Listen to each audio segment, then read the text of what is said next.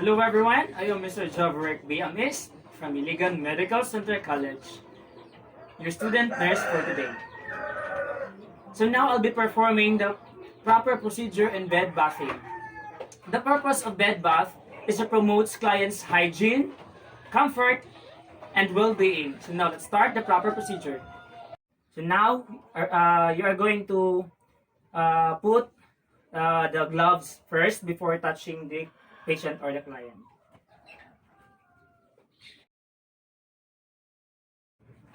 So now, introduce your name to your client. So hello sir, good afternoon. I am Mr. Jobray. So I'll be your student nurse for today. So I'm gonna ask you, sir, what's your name, please? My name is Dan Kulay Kanya. Okay. Can I have your hands, please? Okay, so day. December 3, Okay. So how old are you now? 17. Okay. Okay. So after stating or introducing yourself and interviewing your client, so now let's proceed to the procedure. Okay. Before we proceed to our procedure, so let's gonna check the patient, the consultation to the doctors of the patients first. So now I'm gonna prepare to you the environment for the patient. So I have here the towels, the two towels, face towels rather. So I have here the towels, the basin, the two basins, which is the large and the small, and then the large has 1/3 or 1/2 of water, and then the kidney basin, the shaver. You are going to use the shaver if your patient is a male. And then I have here the cotton balls, the shaving gel, and the lotion. So now, let's do the procedure to bath the patient. So I have here the bath blanket to cover the client for the privacy.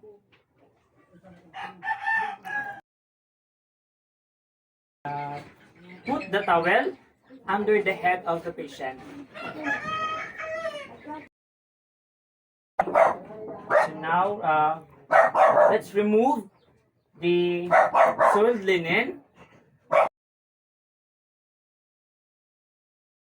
So just make sure after pulling out the soiled linen, put it in the hamper.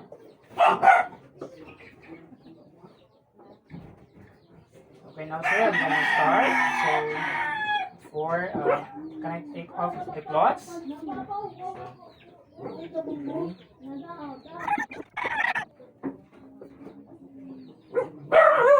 So after removing the shirt, the linen, so put it in the hamper.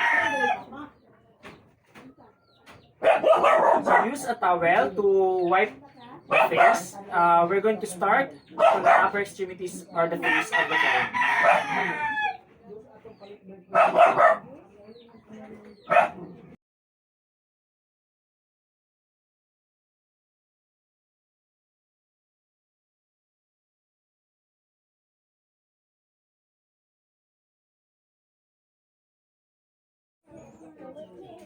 So place the towel under the hands of the patient, lengthwise.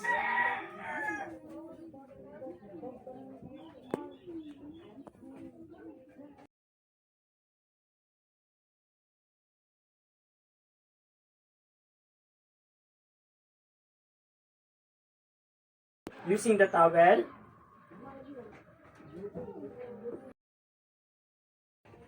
so pull it in the hamper.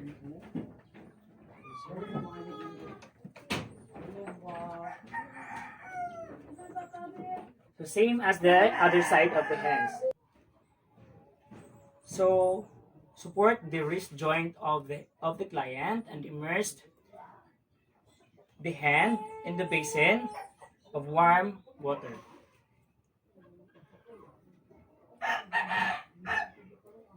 So after soaking it in the basin of warm water,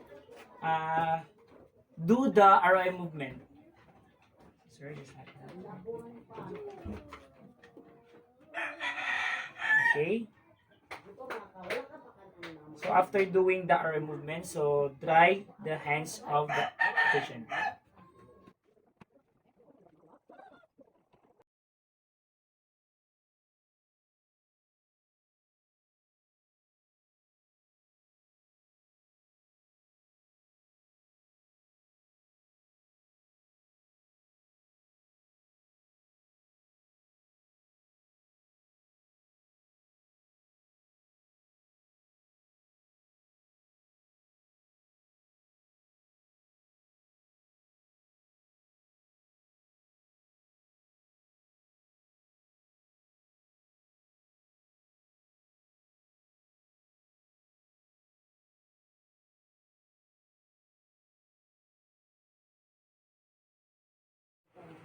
So now we're going to wash the lower extremities of the patient. So we need to pull out the lower cloths of the patient.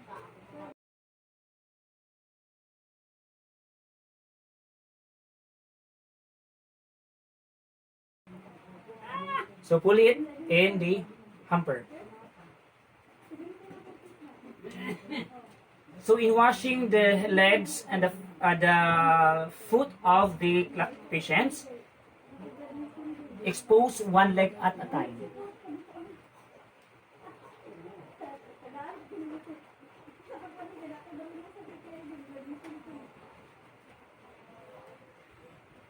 And then make sure the other leg of the client covered with a bath blanket.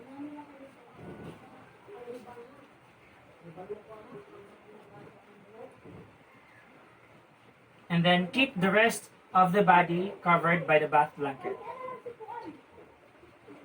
So in washing the legs and the feet of the client is we need to use firm from distal to proximal.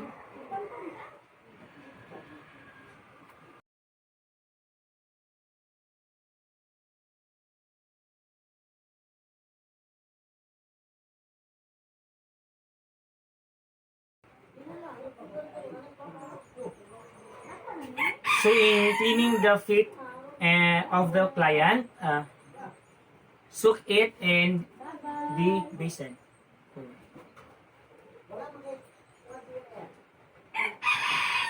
And then you can do the ROM procedure.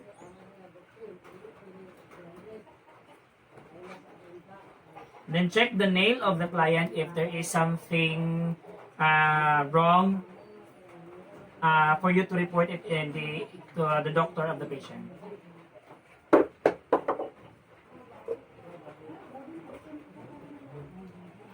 And also, same procedure to the next.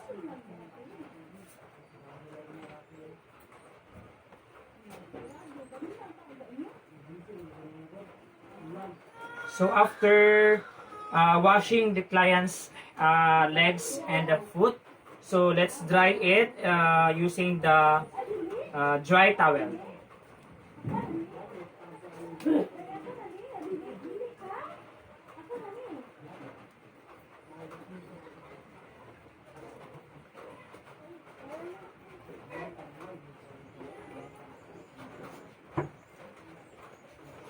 So after drying the legs and the foot of the client, put it in the hamper. And now we're going to provide the perennial care for the patient. So before proceeding, we need to move the patient side lying. Okay, you do side lying, sir.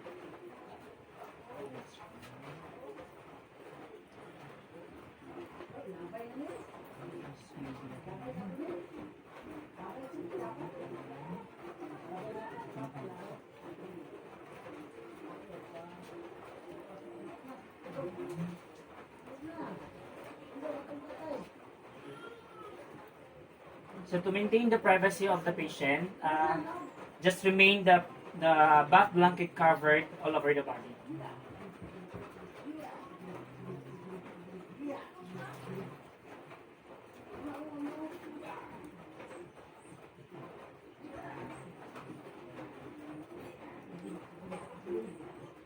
The same procedure in washing the buttocks of the patient. So we need to do firm from distal to proximal strokes.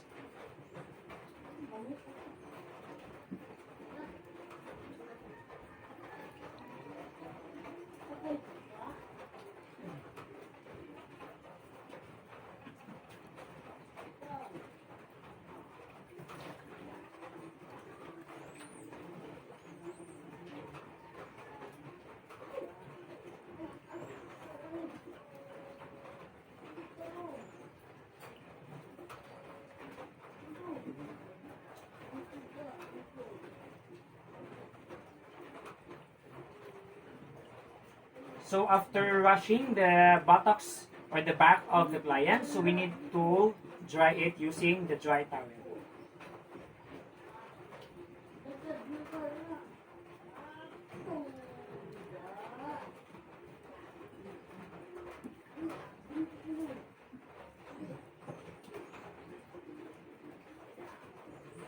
So after, put it in the hamper. So now let's get back. Let's help the patient back to the normal.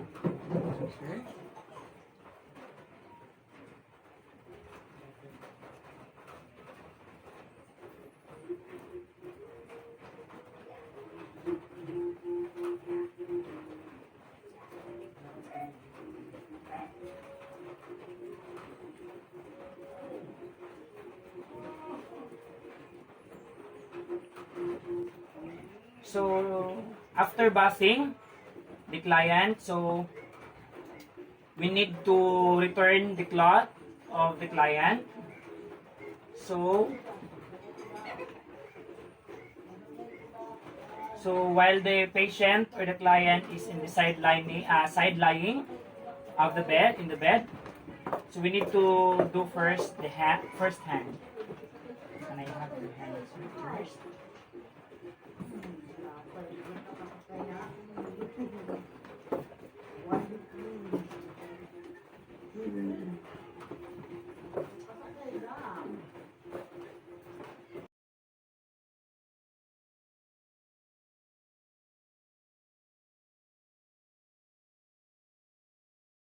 The patient's already done washing.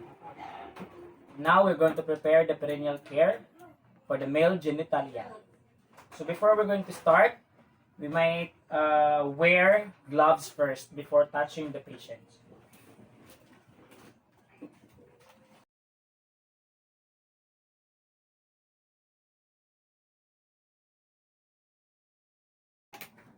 So now, I have here the towel to provide the privacy of our patient.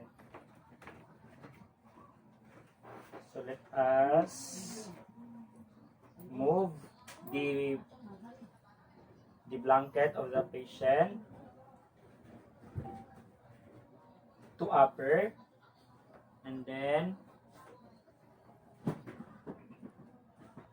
cover it with the bath blanket.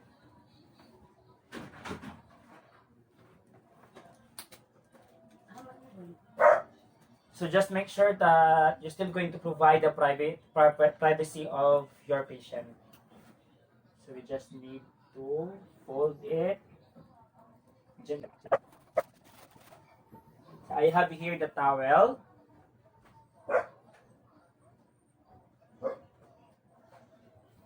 So we're going to rinse it into the water. So I have here the water, 1/3 or 1/2 of water into the basin.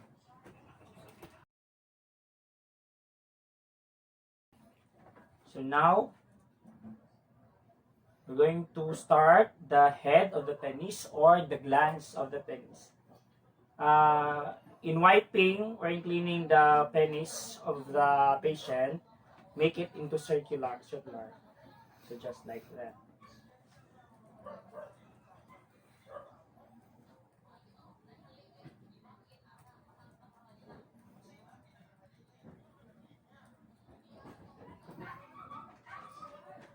The back to back side, the back to back, and then the both sides of the towel. And then after, rinse it into the water. Again, just support the penis of the patient. Again, do the circulation movement into the glands of the patient penis. Like that.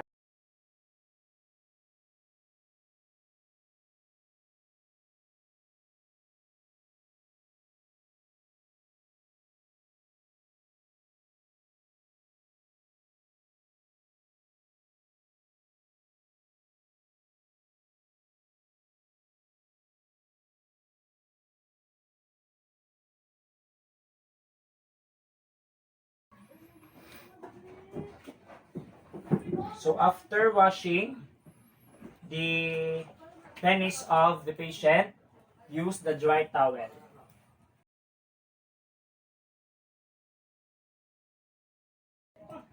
So after, don't forget to put all the soiled linen to the hamper. And also in removing,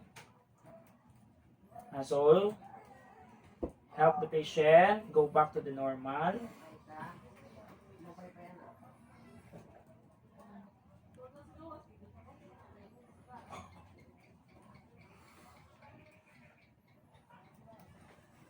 Okay, so this is the towel. So after pulling out, or after the bath blanket pulled out into the patient, put it on the hamper.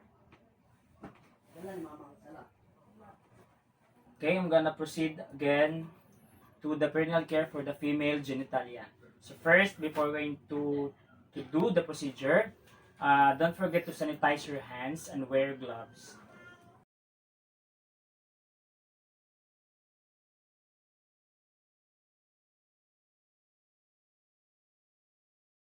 Now, I have here the equipment: towel, and the bath blanket, the towel, the basin, and the water with 1/3 and 1/2 with warm water.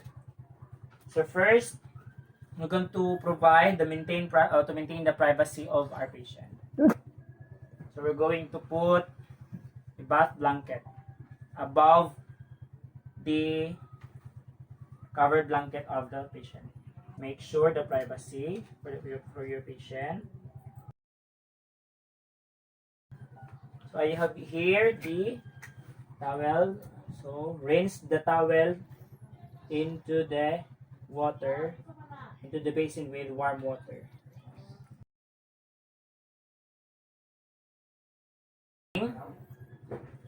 Or doing the procedure for the perineal care for the female genitalia, we're going to use the three sides of the towel. So here, here, and also here.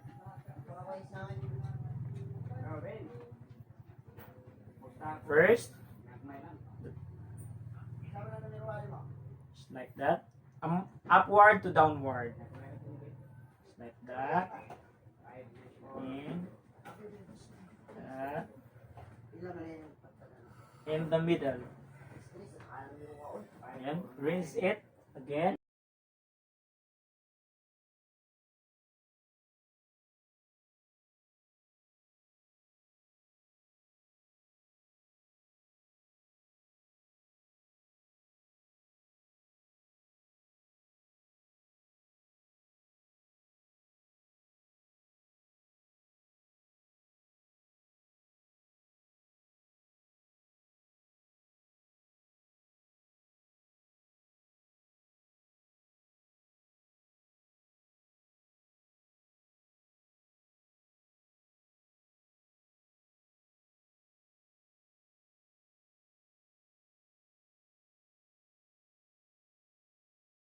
To the patient.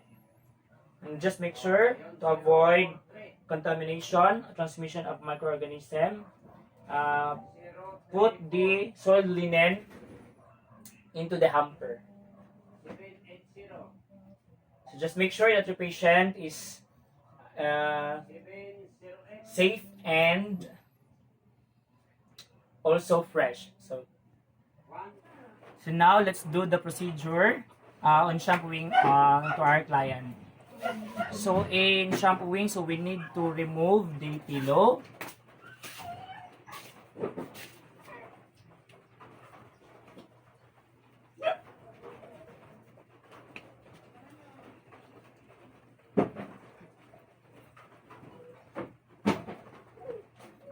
And put a towel under the head of the client.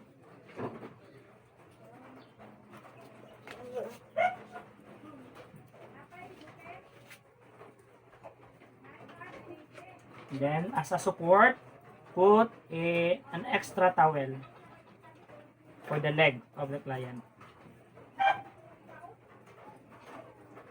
Just like that. And then, put the extra towel in the eyes.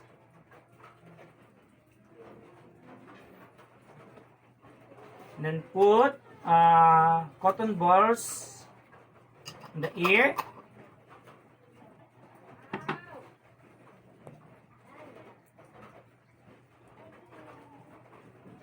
In order for the rinse of the water would not go through to the ear of the patient.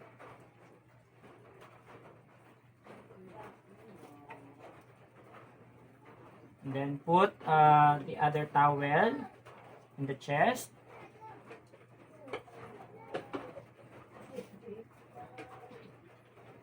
And then this basin, put it in the under. So now we're going to start washing the hair.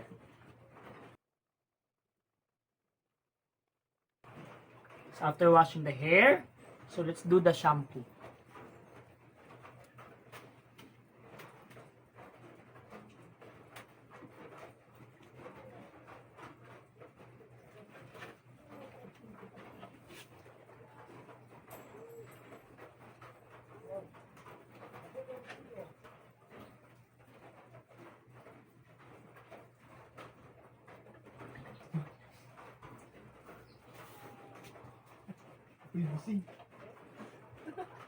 So after shampooing the patient,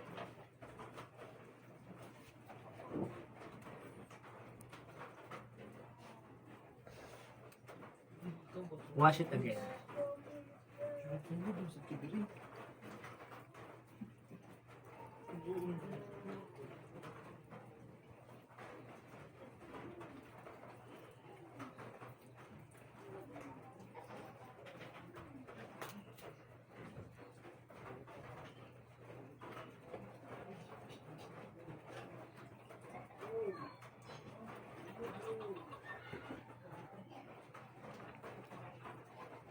And after washing, just make it, just put some shampoo again, as twice.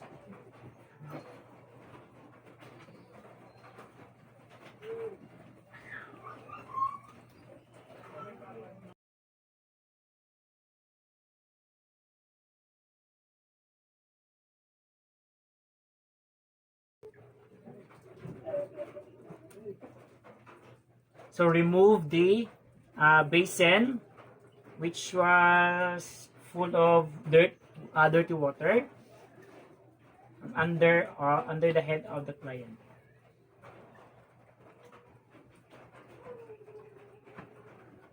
So if the patients want to put some conditioner, so let's ask him or the patient first if the patient wants conditioner. So sir, would you like me to put some conditioners? Yes, sir. Okay.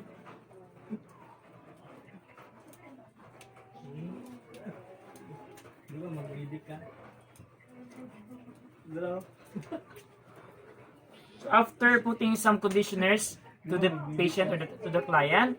So let's dry it using the extra towel or the dry towel.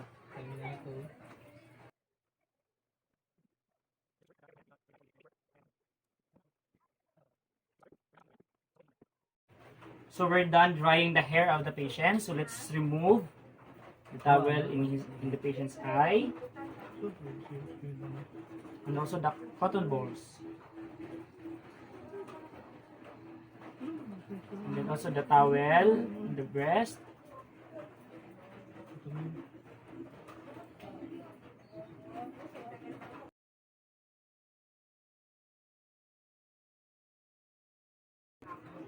And also to make the face of your patients fresh, look fresh.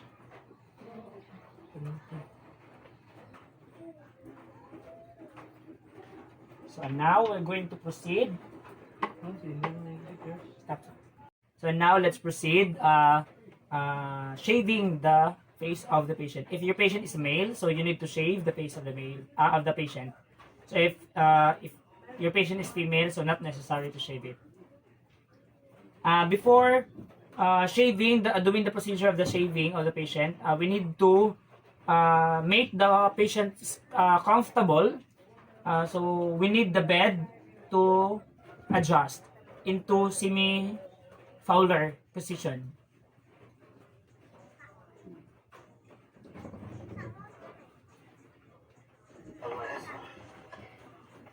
So first, we need to wet the face of the patient.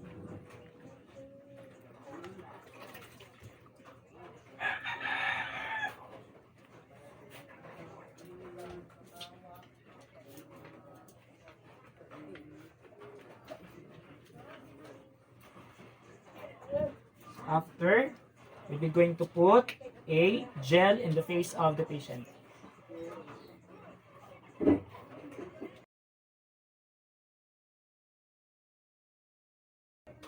So in shaving, you need to do it upward.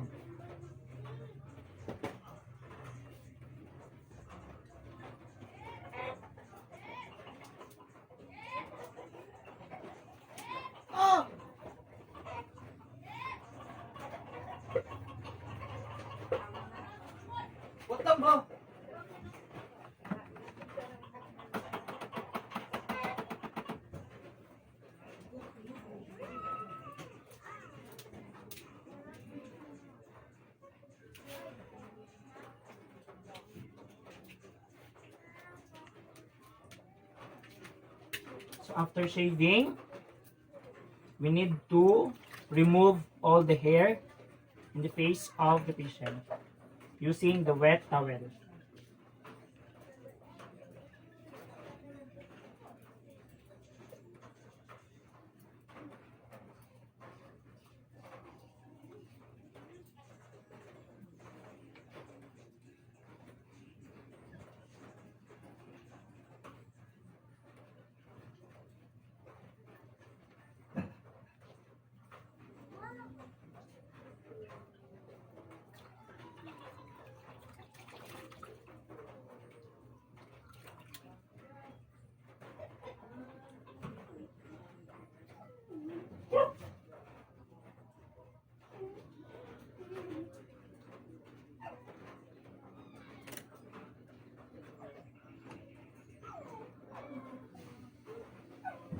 So now we're done shaving the face of the patient. So your patients now look fresh and comfortable